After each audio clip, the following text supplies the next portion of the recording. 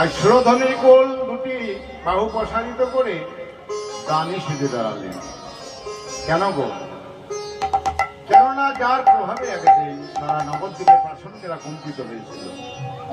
জগাই মাধের মতো প্রভাবশালী ব্যক্তি যার চরণে লঙ্ঘিত হয়েছিল তৎকালীন সার্বভৌম পণ্ডিত, তিনিও তর্কে পরাস্ত হয়ে তার অধীনে স্বীকার করেছিলেন।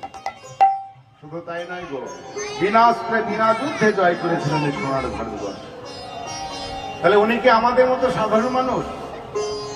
রূপ গোস্বামী প্রভুপাদ জানালেন এই গৌরহরি আমাদের মতো সাধারণ মানুষ নন। তিনি কে?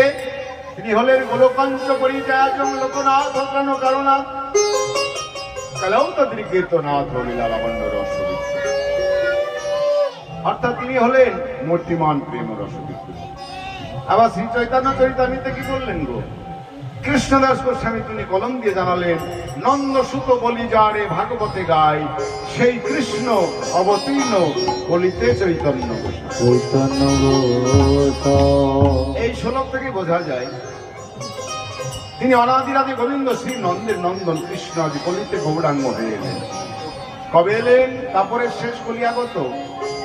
ঠিক এমন এক সন্ধ্যায় গোবিন্দ আমার বিষণ্ণ বদনে বসে বসে কাঁদছেন। আর এমন সময় দেবর্ষী নারদ গোবিন্দকে দর্শন করে বললেন, হে গোবিন্দ, তুমি হলে অনাদিরাদি গোবিন্দ, সর্বকারণের কারণ, এই বিশ্ব ব্রহ্মাণ্ডের মালিক তুমি, আজ তোমার নয়ন অশ্রু। গোবিন্দের মুখস্থ বাণী বললেন, আমি কেন কাঁদছি জানো নারদ? তবে শোনো। বলে ঘোর তমছন্ন তমছন্ন অনাচার বর্জিত, ঘোর তমছন্ন অছন্ন হইয়া অছন্ন হইয়া করবে লোকে করবে লোকে মায়াতে ভরিয়া মায়াতে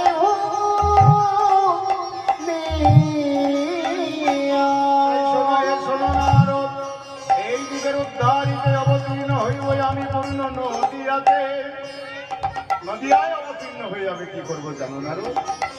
এই কলি হতদ্বীপের দাঁড়ে দাঁড়ে গিয়ে সকলকে ডেকে ডেকে বলবো, ওরে কলির হতদ্বীপ, তোদের লাগে এনেছি হরিনাম, একটিবার বদন ভরে শ্রীকৃষ্ণ নাম হরিনাম। তাই গোবিন্দ আমার সেই গোলকের প্রেম ধন নিয়ে মেনে হরিনাম বন্ধন অনর্পিত চরিম চিরাত করুণায় অবতীর্ণ কলম সমর্প্রিয়তম নতজ্জল রসাংশ ভক্তিশীয়। অর্থাৎ গোবিন্দের নিজ ভক্তির আধারে প্রেমের উজ্জ্বল রস এই নামের সহিত দৃষ্টিত করলেন। আর এই নামের সহিত দৃষ্টিত করে গোবিন্দ আমার সেই গোলকের প্রেম ধন নিয়ে এলেন এই হরিনাম। আর এই হরিনামে সকলকে হরিনাম দান করবেন বলে আজ গৌর হরি কি করলেন? নদিয়ার পথে দুটি বাহু প্রসারিত করে দামি সেজে দাঁড়ালেন। আর এদিকে নদিয়ার নাগরিক তারা কলসি কাকে করে জল আনতে চলেছে। তাই এক নাগরী আর এক নাগরীকে বলছে, নাগরী আজ দেখে যাক গৌরের কোন বা ভাবের উদয় হল যে নদিয়ার রাজপথে দুটি বাহু প্রসারিত করে দাঁড়িয়ে আছে।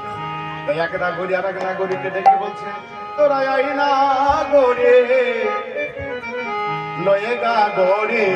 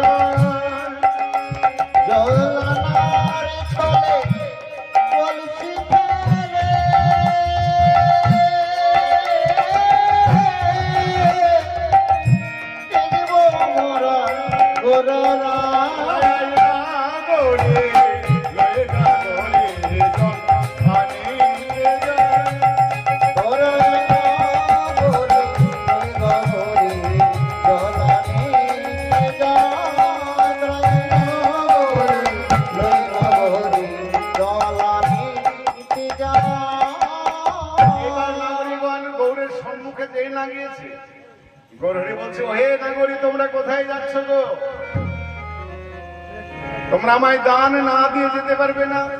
এই কলসি কাকে করে কোথায় চলেছে? আমায় দান দিয়ে যাও। এই বলে গৌরহরি কি করলেন?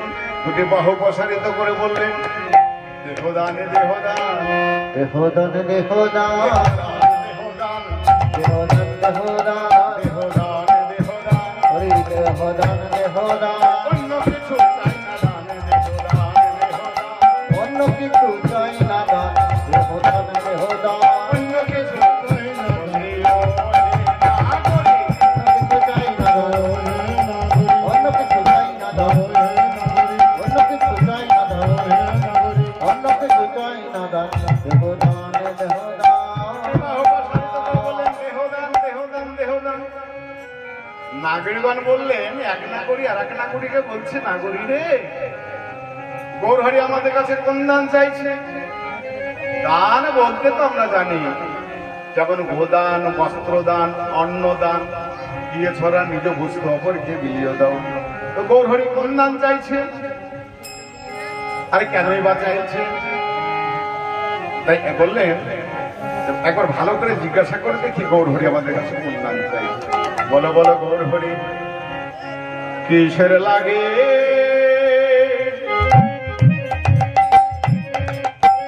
দান কিসের লাগি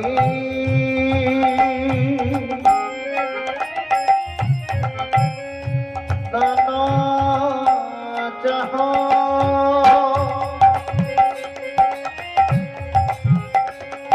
গোরা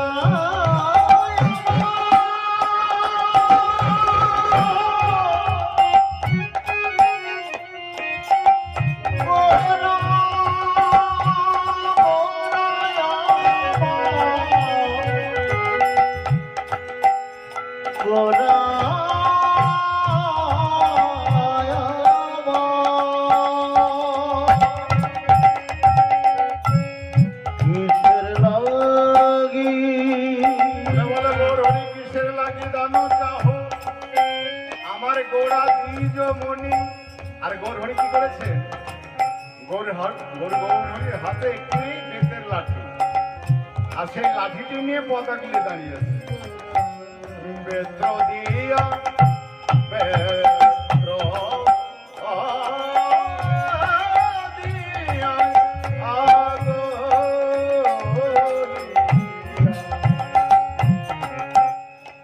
বেত্র দিয়া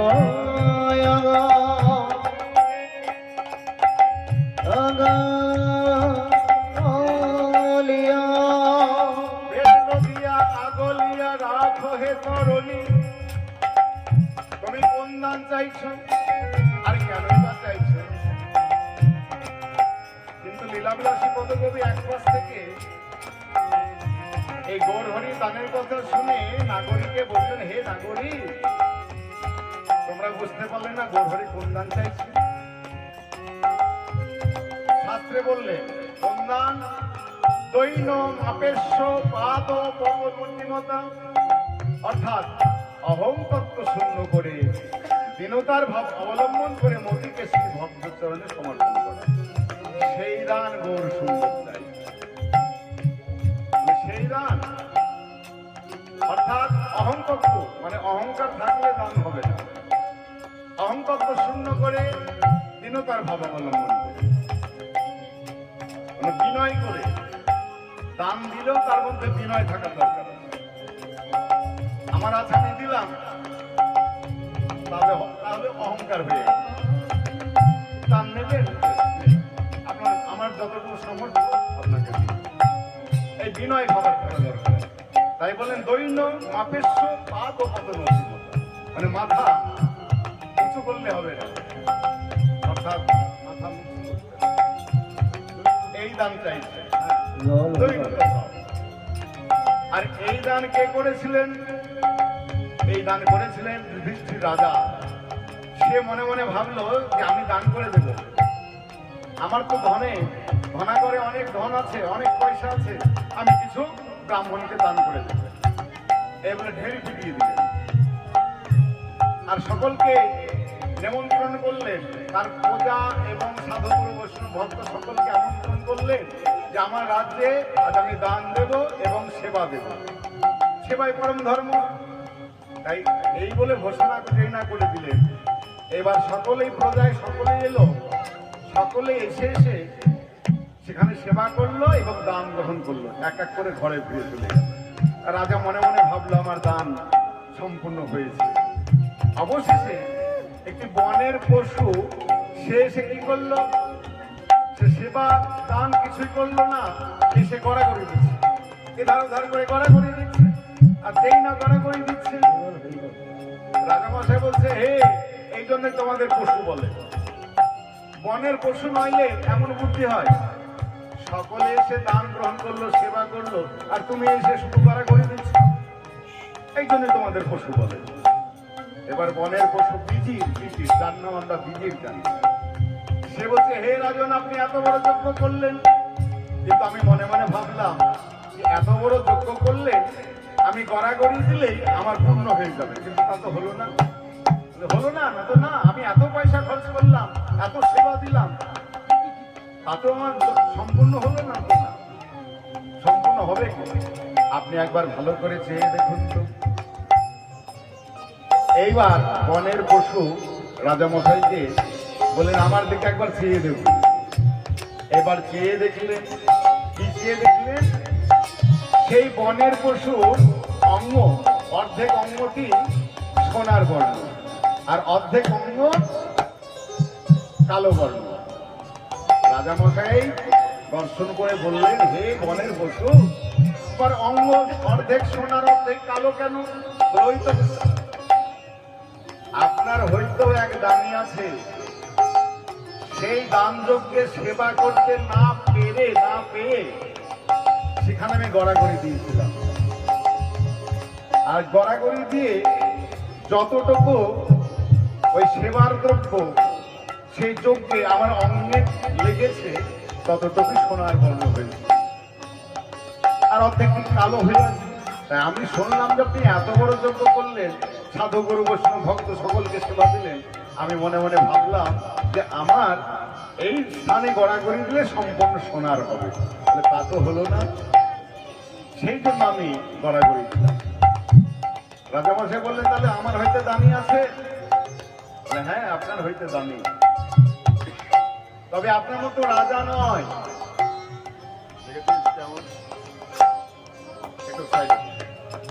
আমার মতো রাজা নয়। সে কে জানেন? কাঙাল। সে হচ্ছে ব্রাহ্মণ পণ্ডিত, তার একটি স্ত্রী এবং শিশু সন্তান। তারা কি করে জানেন?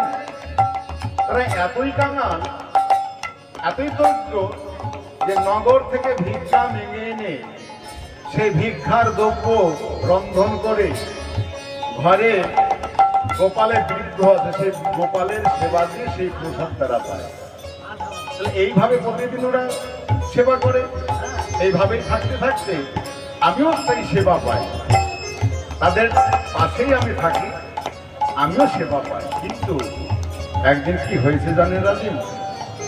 এইভাবে থাকতে থাকতে হঠাৎ ঝড় বৃষ্টি তুফান শুরু হয়ে গেল। এমন ঝড়, এমন বৃষ্টি,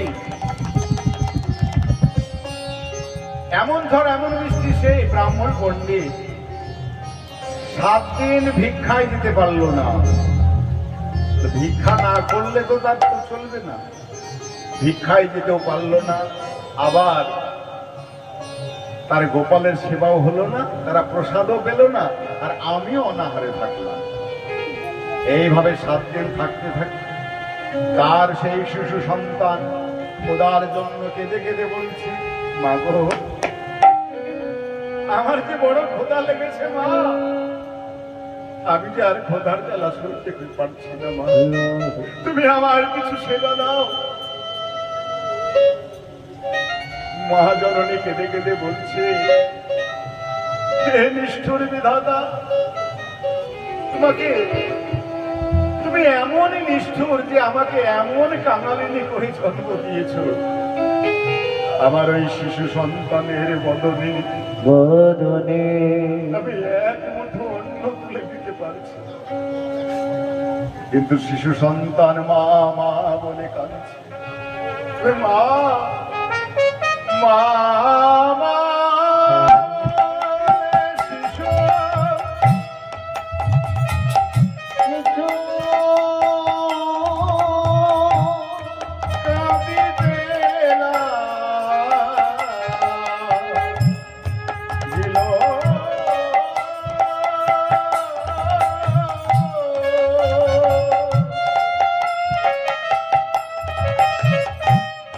মামা বলে শিশু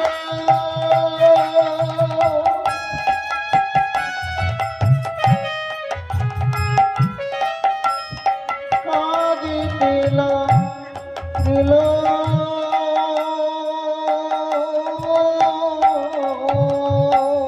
মাগো, আমায় কিছু খেতে দাও মা, আমি যে আর খোদার জ্বালা সহ্য করতে পারছি না। মা জননী, মা জননী কেঁদে কেঁদে বলছি। তাই মা কি করলেন? ওই শিশু সন্তানের বদন দর্শন করে প্রভু নারায়ণকে স্মরণ করলেন। হে নারায়ণ, তুমি আমার এই সন্তানের বদনে কিন্তু এক মুঠো অন্ন দিতে পারো না, আমি কি করব? হঠাৎ মনে পড়লো মায়ের। কি মনে পড়লো? গৃহের ভিতরে গেল, ঘরের ভিতরে গিয়ে কয়েকটি হাঁড়ি খুঁজে এক মুঠো ছাতু পেলেন। মায়েদের নিয়ম আছে যে পাত্র শূন্য করে রাখতে নেই, তাকে তো কোনো পাত্র শূন্য করে রাখতে নেই, কিছু না কিছু রাখতে হয়। মায়ের মনে পড়লো, আচ্ছা দেখি তো আমার গোপালের সেবার জন্য কিছু হয় কিনা। ঘরের ভিতরে গিয়ে কয়েকটি হাঁড়ি খুঁজে এক মুঠো ছাতু হলো। সেই ছাতুটি কলার পাত্রে মেখে একটি লাড্ডু তৈরি করলে, বলে এই তো আমার গোপালের সেবা হবে। এই বলে সেই লাড্ডু ঘরের গোপালকে সেবা দিয়ে নিজের সন্তানের বদলে সেই প্রসাদ দেবে। এমন সময় এক ব্রাহ্মণ, এক বৈষ্ণব তার ভিক্ষুক, সেই দাঁড়িয়ে এসে বলছে, ভিক্ষাং দেহি ভিক্ষানি দেখি ভিক্ষাং দেহি। ভিক্ষানি দেখি মা, মা, আমায় কিছু সেবা দিতে পারো মা? আমি যে 7 দিন অনাহারে আছি মা গো। সন্তান কেঁদে কেঁদে বলছে, মা এবার তুমি বলো, তুমি কাকে সেবা দেবে? কেননা তোমার মুখে শুনেছি অতিথি মানে নারায়ণ। সেই নারায়ণ রূপে আজ বৈষ্ণব এসেছে আমাদের দ্বারে, বৈষ্ণব এসেছে দ্বারে। তাকে তুমি সেবা দেবে না আমাকে দেবে? তুমি আগে বৈষ্ণবকে সেবা দাও। তাই বৈষ্ণবকে এই না সেবা দিলে। সঙ্গে সঙ্গে বৈষ্ণব কি করলেন? বৈষ্ণবকে সেবা দিলেন। বৈষ্ণব আশীর্বাদ করলেন, আশীর্বাদ করে বললেন যে তোমরা যে উদ্দেশ্যে সেবা দিয়েছো, তোমাদের মতি এবং কৃষ্ণ পরে ভক্তি হোক, কৃষ্ণের পদে তোমাদের মতি হোক এবং ভক্তি হোক, এই আশীর্বাদ করে চলে গেলেন। আর তখনই সেই উচ্ছিষ্ট প্রসাদ সেই সন্তানের বদনে দিলেন এবং নিজেরাও সেবা করলেন। সঙ্গে সঙ্গে শিশু সন্তান বলছে, মা এই দেখো এই সামান্য প্রসাদ আমি মুখে দিলাম, তাতেই তো উদারপূর্ণ হয়ে গেল, আর তো আমার কোনো ক্ষোধা নেই। না থাকবে কেমন করে? এই প্রসাদ দেশে প্রসাদ নয়। শাস্ত্রে বললে এই প্রসাদ কেমন প্রসাদ? একই হচ্ছে ভিক্ষার দ্রব্য মাধবপুরী করা, সেই ভিক্ষার দ্রব্য গোপালের সেবা হলো, ভগবান শ্রীকৃষ্ণের সেবা হলো। সেই সেবার প্রসাদ বৈষ্ণব সেবা করল। তাহলে বৈষ্ণবের উচ্ছিষ্ট সেই উচ্ছিষ্ট সেবা করলেন তারা নিজেরা। তাহলে আর প্রসাদ রইল না, প্রসাদ হইতে মহাপ্রসাদ হয়ে গেল। তাই ওর হরি বল হরি বল। তাই আমরা পুরী ধামে গিয়ে কি করি? মহাপ্রসাদ আনি।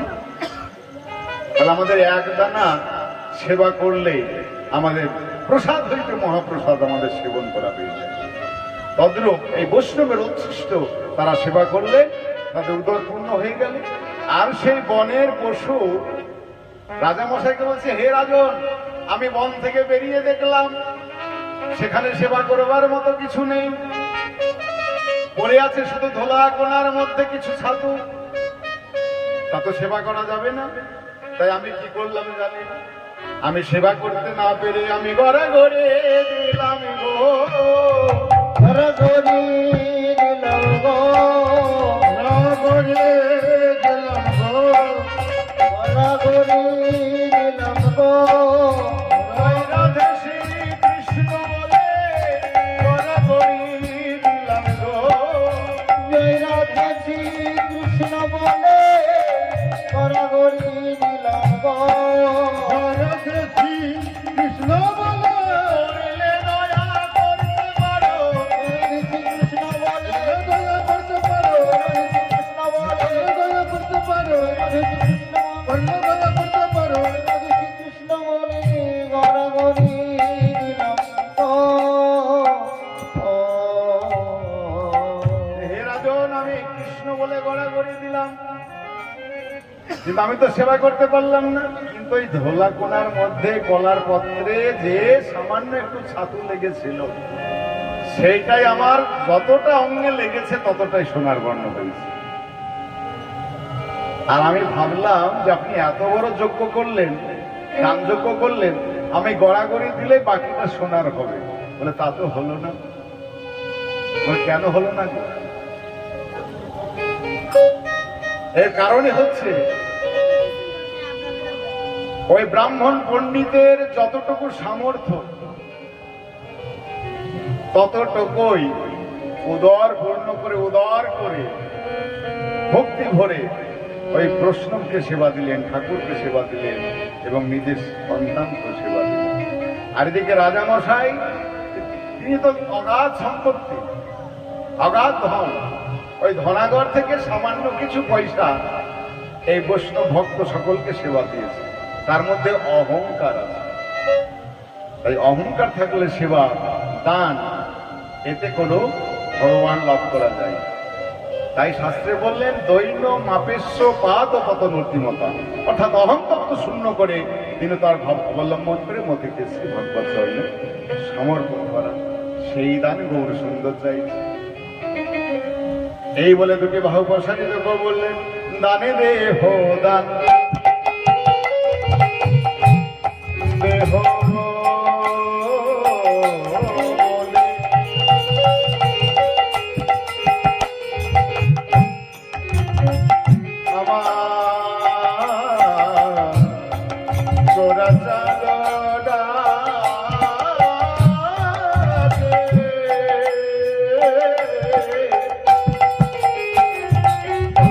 দানে দেহ দান, দানে দেহ দান, দেহ বলে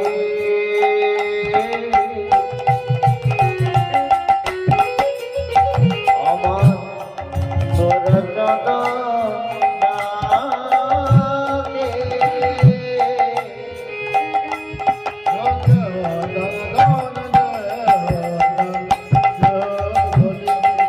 আমার গৌরাচন্দ্র দান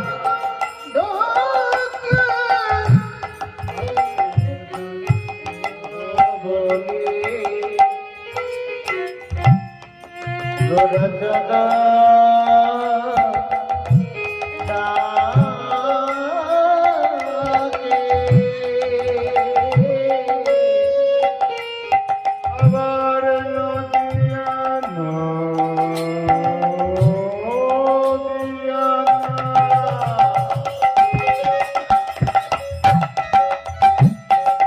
নদিয়া নাগরী তারা বিপাকে পড়েছে, তবে কোন নাম দেব? তারা বিপাকে পড়ে কোন নাম দেবে কথা ঠিক করতে পারছে না। ওর ধরে বললে, ও হে নাগরী, তোমরা আমায় চিনতে পারলে না। ভালো করে মনে করে দেখো, ওই ব্রজমেলায় কৃষ্ণ অবতারে তোমাদের কাজ হইতে আমি দান গ্রহণ করেছিলাম, মনে পড়ে নাই? কৃষ্ণ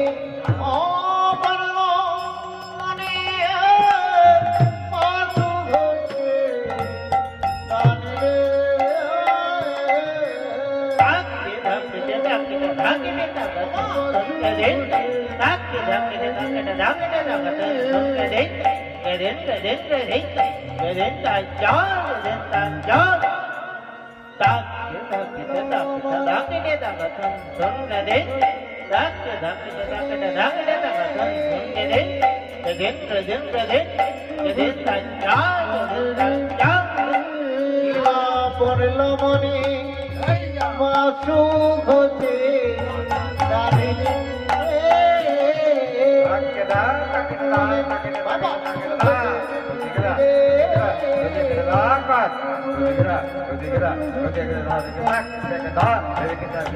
পড়ল মনে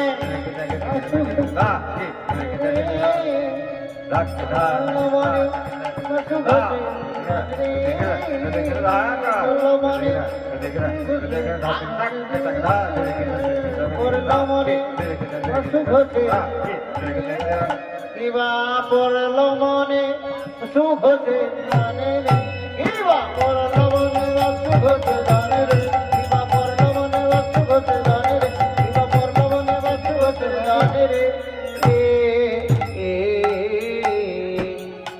জয় জয় নিতাই শ্রী গুরু প্রেমা